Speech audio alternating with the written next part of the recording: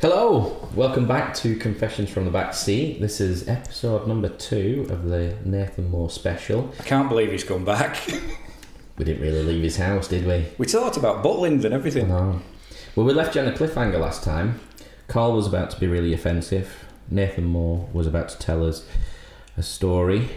So I think we should continue on. We mentioned a programme I used to run home from school to watch the Tube. Yeah. And we mentioned Pauls Yates, didn't we? Yeah. So when we turned the sound off, you told us a great story about Pauls Yates. Well, before I had a big crush on Pauls Yates, I'll be well, honest. that's why I don't want you to imagine. Oh, don't. Not in company. Because I could see you glazing over before when we got the story. And you were putting yourself in the role of... In the role of Pauls Yates? Well, no, the other way around. See myself as a bleached blonde. Getting locked in a room with her. Oh. Thanks for having me back, guys. Oh, no, you're welcome. Welcome back, Nathen. I mean, obviously this show is so funny, I just couldn't, I had to. Just, really. I've got to say, we could take offence, but we won't. No. Because we're in your kitchen. So, some people you meet in life just make such an impression. And of all the famous people I've met, I've met Pauls Yates on a couple of occasions. Once was in Los Angeles, where, I mean, this sounds like so rock and roll. I got to sunbathe with Paula and Chrissy Hind in the Chateau Marmont Hotel by a pool there. You're just showing off now, aren't you? I know, it's bizarre. We happened to bump into them, and they invited us to me and my girlfriend at the time to just, oh, do you want to hang out? And we sunbathed with them. That's so random. Did they ask you to rub baby oil on them? No, but that leads me to the second time. Did you notice then? We just happened to bump into them. In Los Angeles? In Los Angeles. We never bump into people like that, do we? I never go to Los Angeles. I've been once. Yeah, I have as well. Yeah, it's alright. So, no baby oil in this story? No baby oil, but... So the second time, what happened? The second time, we were on a TV show and Paula was hosting it, and Brother Beyond were in the dressing room, and Paula strides in. You've never met someone so confident, so witty. She had a lot of power. She walked with this power and aura, and I think it's quite intimidating, especially for a man, because she is smart, sexy. She had both. Not many women have both. Yeah. The intellect to back up the sexual confidence, and she starts talking to me about my recent breakup from the girlfriend, but she does this whilst massaging the back of my neck. Yeah. And so she's massaging away, chatting away, but the rest of Brother Beyond walked out and left me to it, and I was like, I was intimidated, to be honest. I was like, oh my God, and I chatted away. That sounds like a setup to me. If she knew you just split up with your girlfriend and she's mentioning it, and she's massaging you, but and for them, walks out the room. For them to walk out, I was like, guys, help me out here. It didn't go. It was nothing more than that, I promise you. But it was just an interesting moment. She was a charismatic and wonderful lady, and it's quite sad that she's not with us now. But yeah. Mind you, just through that story, if it was the other way around, if it was a influential man and a young lady, you'd be on one of these Me Too websites now going, oh, do you know, he was feeling me up on the back of the neck. And, yeah. There's definitely, when I hear and see a lot of this Me Too thing, I actually sort of think, well, hold on a minute, what about me? Because, when I'm at a gig on a Saturday night and, singing at the front row, the amount of wandering hands that... from ladies that grab my inner thigh and slide up a bit higher and like... It must be terrible. Oh, it's just... Show it off again, isn't it? You know what? The thing is, it is different. Yeah. I think ladies, let's say you're a lead singer, a female lead singer, you are a little bit more vulnerable in that area. So I don't think it's not as traumatic for me. Oh my God! Yeah. But it happens a lot. And I'm not saying I don't want that. No. I just want to entertain people, and if they get a bit excited, great, but they don't have to slide the hand in and grab your ghoulies, which is what happens. Yeah. You know, it happens a lot, people. So, you know, have a bit of sympathy for us chaps out there. First thing that comes out when you look at all your videos, obviously there was more than one. I've seen all the videos. You've always got your chests out. They always objectifying the lads, but also the girls. So was that a thing that was pushed? It was like you had to have this sexual image. In my second band, Worlds Apart, where we were dancing, we weren't really playing instruments, and so we were more the typical boy band. Yeah. I think it almost came from us. You know, let's have the shirts open. Does it? And let's go to the gym, and you know, it's part of your, I guess, your image and what you're putting over, and your sex appeal. So so that pressure doesn't come from the record company; it comes from just within and you yourself. Not really. It's like, well, what kind of band you're going to be, and you know, who are your fans, I guess. And at that time, we knew a lot of our fans were female, and the guys in Worlds Apart, I think, were, you know, they were good looking. Yeah. Everyone was good looking except me. I was the ugliest one. And you were the lead singer in it. I was one of the lead singers. Steve was the other lead singer, and but yeah, I definitely was. I actually, honestly, was the ugliest one in the band.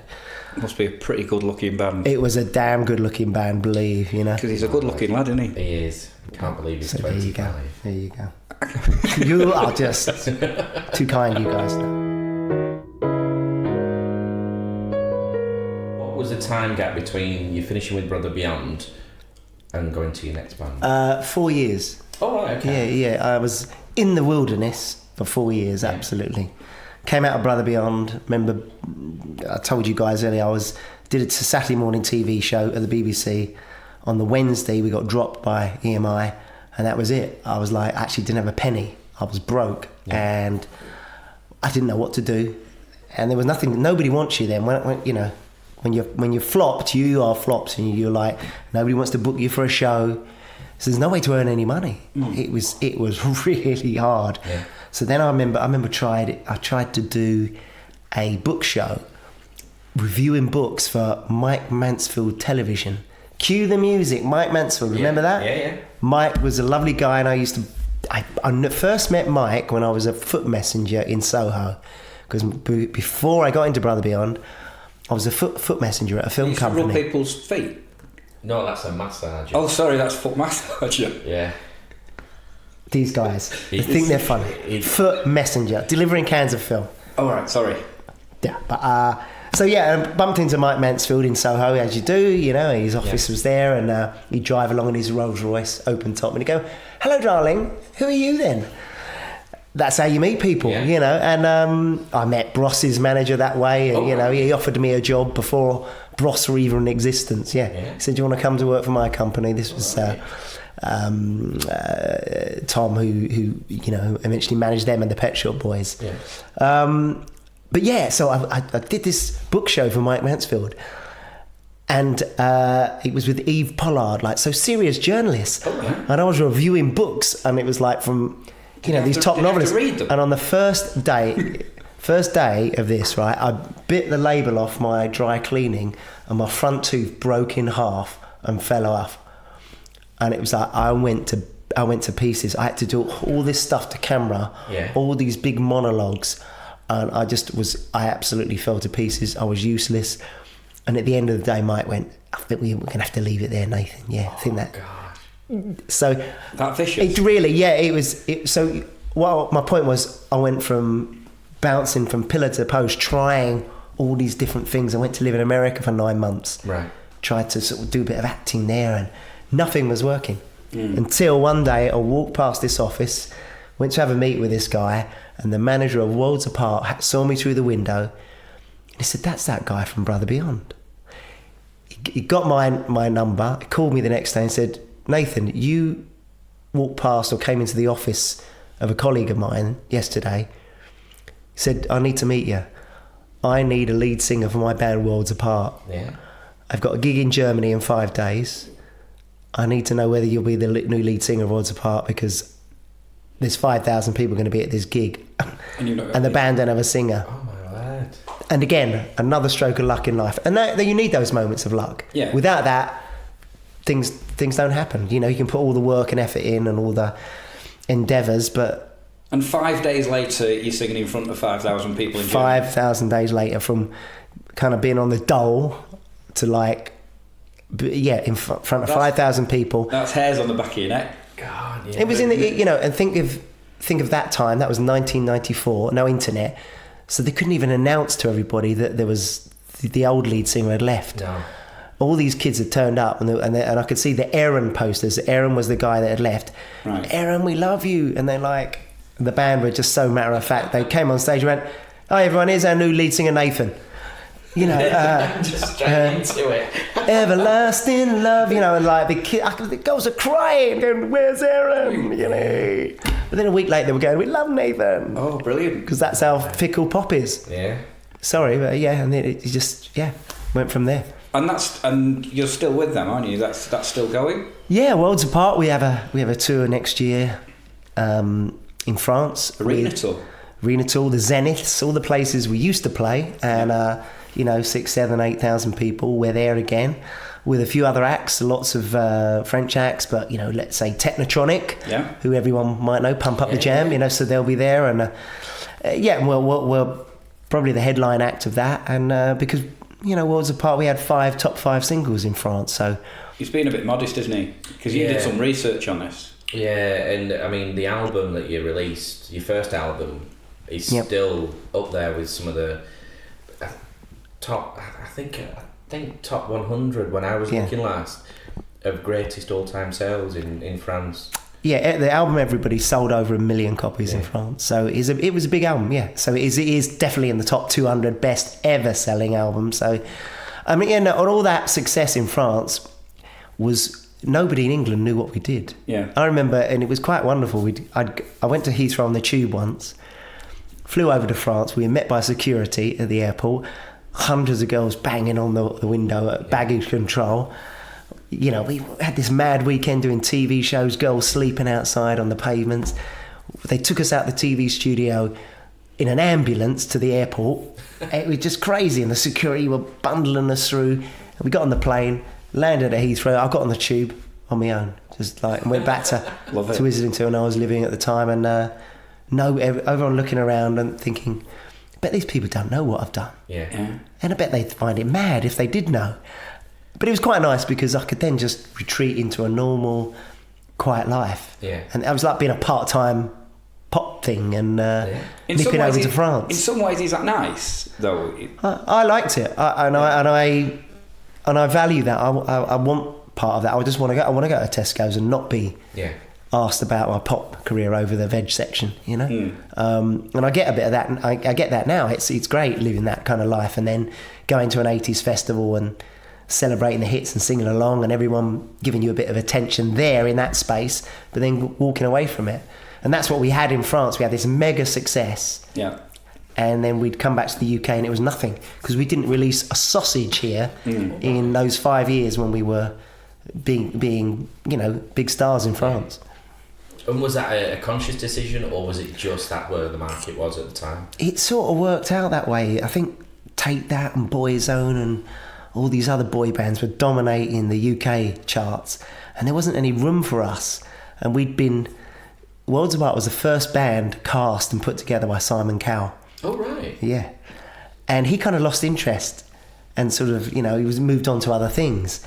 So, and we just happened to stumble across this success in France, just as Take That were breaking up. And France is notoriously difficult to break into, So we were one of the only international successful boy bands, and the next biggest successful boy bands there ended up being French, because they sort of made their own versions of Worlds Apart. But yeah, it was great to go there and do that and go home back to the UK and live a nice peaceful life. So what did you do on your downtime? What were you? Just did things I enjoy, sport and riding a bike, walk the dog. Go and have coffee with Wayne, or singer Wayne. Wayne. Yeah. You got his name in. Wayne. Yeah. That's Wayne Farrow, fabulous wedding singer. Yeah. There's a plug for you, Wayne. Yeah. He sends me tweets. I know he does. From on holiday and everything. He's a fan. Not of me. I'm sure he is. Wait, Yeah. not me, I it's mean, a podcast. he likes strange humour. I think that you get a lot of that here. You cover that. Yeah. We've covered that. But yeah, it's I love life now because I have to go and do the school run. I go and do the gym, go and do the shopping, walk the dog, and and then go and do a bit of singing at the weekend and love it.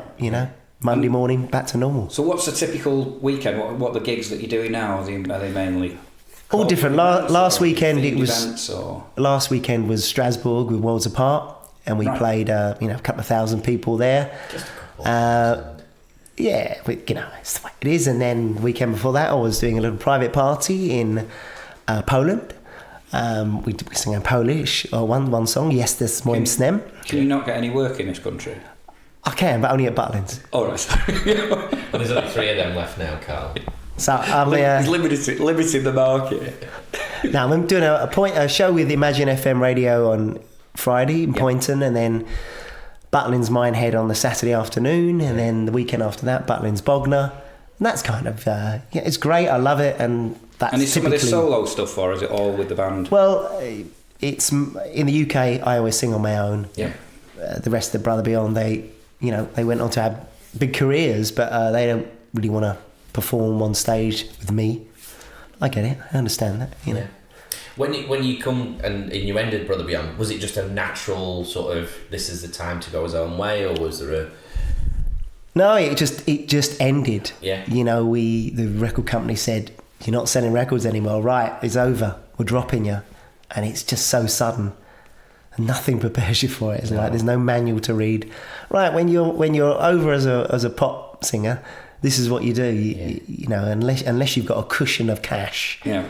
To like soften the blow and give you time and space.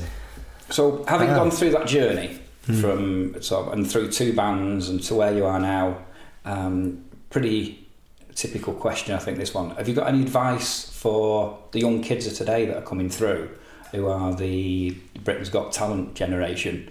Have you got any advice for sort of the route they should take, or any advice for how people should approach the business? Yeah, I mean. Don't yearn to be rich and famous. That's the wrong way to go about it, and you probably won't get it if that's what you hanker after. Go and be good at what you do. If you want to write songs, great, because that can serve you well, and then you can kind of steer and master your own career, and you can earn money because people, the business will keep paying you for your songs even when you're sitting there doing nothing. If you want to be the best singer that you can be out there, great, but go and do lots of gigs then. And because you're not going to be the best singer just singing in the shower, go and learn your craft. But yeah, go and write songs and be the best artist you can be. Typically, a good example would be Ed Sheeran. He did hundreds and hundreds and hundreds of gigs before we ever saw him. Yeah. And he learnt how to be the guy that could do that thing at Wembley with just a guitar. And he learned how to write his songs, and now look at him, and that's a success, really. And he became rich and famous as a byproduct of his talent. Yeah. And that's my advice to anyone. If you want to be on X Factor, great, go for it. But there's so many sad tales of people who've been on that show. Yeah. That didn't get the money. Let's say One Direction got. They might have got a bit of notoriety, but they're probably desperately hankering for that next moment, and they're probably finding it really tough. You're lifted to a massive high, aren't you, on that programme? And if it doesn't work, well, imagine you're someone, let's say like Wagner. Remember him? Yeah. Well, we all know, they sort of almost become household names for that period. But wind on a few years, what now for Wagner? Is he doing gigs at a campsite somewhere, or is he working in Sainsbury's? Is he a delivery driver for Uber or DPD or whatever? Those are the options that often you can be faced with. And is that really, he thought he was probably going to be a multi-millionaire when he was. It's a bit like, is it Phil Brookstein, the The guy who won the first one. Won it, and yeah. just because he fell out with Simon Cowell, he's not as where he expected to be, is he? Yeah, that's it. You go on there and if you get to that point, you've got these huge expectations, and you are really famous that week. You walk down the street, and I bet you, pretty much everyone knows who you are. But wind on a year, and you can't even remember some of these people because it's the next crop of people. It's like being on Love Island. You've been on Love Island one year. When the next lot come along, you're over. Yeah. They're doing the PAs, they're doing the 50-date PA tour, and you're like, well, how much am I worth at a show now? You've gone from 3, 4, 5 grand a gig to I don't know. Struggling to even get a gig. Struggling even to get a gig. So it's killer. It's that whole thing of this generation wanting to be famous, but without anything to back it up, and it doesn't serve you very well, because if you've got no talent to back it up, you've got nothing to. Yeah. What happens after that, So if we go back into the middle of the melee and the madness when it was happening, who were some of the people that you met who we might not expect? I might not expect. Because we just thrown into the middle of just superstars. I randomly just met Madonna once. But in the morning I was in LA. We were about to shoot a video with Brother Beyond, and I got this call off this guy, and he said, my name's Alec, and I'd pitched for your video. I didn't get it, but I'm doing a movie with Madonna right now, and just want to come and say hello and have a meeting. Maybe we, in the future we could work with each other, because I like what you guys do. And he came and chatted to us at the hotel, and he said, look, the show's tonight in LA, that's why we're here. Do you want to come and see Madonna? Yeah. Great. It was the Blonde Ambushing tour. There was no seats left, so they created a couple of seats for me and the drummer. Really? And then got introduced to her brother. He was the set designer. All right. And all that, and it's like, great. And the show was amazing. Then afterwards they said, right, there's an after party at this club. You're invited. Went along, and there's Sandra Bernhardt, there's Warren Beatty, and there's she was in a film with him. Yeah. Well, I think they were dating at the time. Right. Okay. So anyway, loads of big people. Anyway, he comes home. He says, right, she wants to meet you. But I get led over. She's on the dance floor. I get introduced on the dance floor. She's dancing away, and as I walk up to her, she's tiny. She's like this little elf, this little pixie. I mean, she looks amazing, but it's this very tiny thing. It's tiny amazing. Yeah, tiny amazing. And I think she does this to see what you're made of. And she says to me, hi, Nathen, so what did you learn? I'm like, what? What do you say to that? That's not an opening. Well, how are you? And, hey, how'd you find the stage? Did you enjoy the show? What did you learn? And I went about how to put on a great show, and so I think it was just to see what you're made of and see what, I think she's smart people. They test you, don't they? They see what you're about. And anyway, so one of the biggest regrets in my life, at the end of the night, the director says, you know what, she's having a dinner at our house tomorrow night with Warren and Sandra. It's only about 8 people. He said, you're invited. And I went, I can't go. He said, you what? You're turning down dinner at Madonna's house? I'm like, well, yeah, because I'm here to film a sunrise shot in the desert tomorrow morning, and I've got to go out I've got to be there at 6 in the morning. So I've got this 4-hour drive. I can't. And he's like, you find a way. What? You're kidding.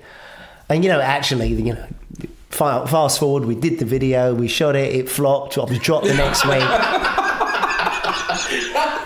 and you could have gone for dinner at Madonna. And you're thinking, wow, why don't I just go for dinner at Madonna's and turn up late, But hey, Ross nearly never happened, and I again. So when we went to Tom Watkins, before he was even the manager of the Pet Shop Boys, this was in 1985. We weren't signed, and we said to Tom, "Do you want to? Would you like to? Could you manage us?" And he said, "Oh, I'm busy with this band, trying to get this band away called the Pet Shop Boys. I can't do it. So we fast forward and we're signed to EMI, and Pet Shop Boys get signed to EMI, and they're really successful. And Tom Watkins is walking around EMI building and said, "Guys, I think I could manage you now. I think we could do something." And we're like, "Well, you didn't want us then, really. So, like, we're fine now, Tom. No thanks." But he was desperate for a boy band. So he went out looking and he found Bros. And they came to one of our early gigs. And I remember seeing them at the back, So if we'd had gone with Tom, maybe we wouldn't have kind of found Bros. And yeah. I mean, he did a great job on them, and, the rest is history. But yeah, I guess another one about... It's just fascinating to hear how that machine works, isn't it? Because it is a machine, isn't it? It's take you in, chew you up, and then probably spit you out the other side. No. It kind of definitely did me and Brother Beyond, to come out the other side of all that, and to be people to hear that I was penniless, absolutely broke. It's quite shocking, really. You think, well, how can that be? Because I remember people would say to me, once you've been on Top of the Pops, they'd be like, "You must be a millionaire." There was really that perception of like you'd made it, and it was so far from the truth at the time. It was just it was crazy, really. It amazes me because I've met lots of sports stars and football players, and as well as the sort of training that they get a lot of help financially, sort of advisors and how to invest the money and how to do different things with it. So when they retire, they've got something to fall back on. And it amazes me that they sort of go, "Well, there you go, we'll use all your talents," but then, you've not sold any records for the last 12 months, we're just going to leave you to it and not help you. I think the record industry is terrible like that. They don't help you to look for the future. Yeah. They just leave it all to you, and everyone's a naive kid who has got no sense of money, especially more than me, but creative people. They're just not thinking about, VAT returns and what, yet, part of management really for me now, if I was to really properly manage people, is like, we manage their finances and their future so that they've got something at the end of it. My God, that's part of what your service should be. Yeah. I've got one more question. Oh, right, go on then. I've got one more question. I thought you were wrapping up. I was sort of wrapping up, but then I thought of one more question. Oh, right, okay. So, after the journey to where you are now, so what does the future hold for Nathen Moore? Well, it's great, next year, 2019, I'm doing loads of Lex Rock festivals. So the 80s festivals where you get everybody from Billy Ocean to the Human League to Kim Wilde. There's lots of that. There's lots of Butlins Weekenders, Pondins 80s Weekenders. I'm doing a 25-date tour with Worlds Apart. So on the work side, it's brilliant. I've never been busier, which is, I can't believe it. I always think, it's got to end next year. It's got to be over, this retro rubbish. But no, it carries on, and I'm very thankful for it. And then, I've got my little 8-year-old boy, Nico, so I've got to do the school run in a minute. That's wonderful too. Home life's great. And life in the north is great, where I now live. 13 years now, and my mother's just moved up here. So I'm, I think, quite blessed, really, Do you know, I think you're being quite self-deprecating there, because it isn't rubbish. It's absolutely awesome. I've had an awesome time. Yeah, it's been fabulous. If people want to find out more about your dates and your tours and things, can they find all that online if they go on your Facebook? Best thing, I'm quite active on Twitter. I am Nathen Moore is me. I'm on my Facebook page. I tend to put stuff out there, and my website, Nathen Moore Official's there, and you can find out a lot of what I'm doing. So it's all there, people. Great stuff.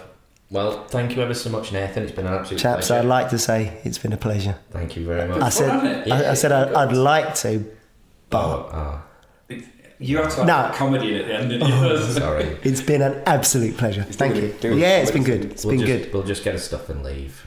Should we go now? How was the coffee? The coffee was fine. Is that right? Quite average. Good. It's average, actually. Why would you say that? Because he was quite He's been a fabulous unkind. host. Yeah. Can I just say that, I know it's been a lot about me, Nathen, but I had Andy in my kitchen on Friday doing what he does, and he blew away everybody. My mum, my little boy Nico was like mesmerised, you know. So yeah, Andy is definitely the talented one of. No, I'm sorry. We got laughter at last. So thanks ever so much for listening. Tune in next time.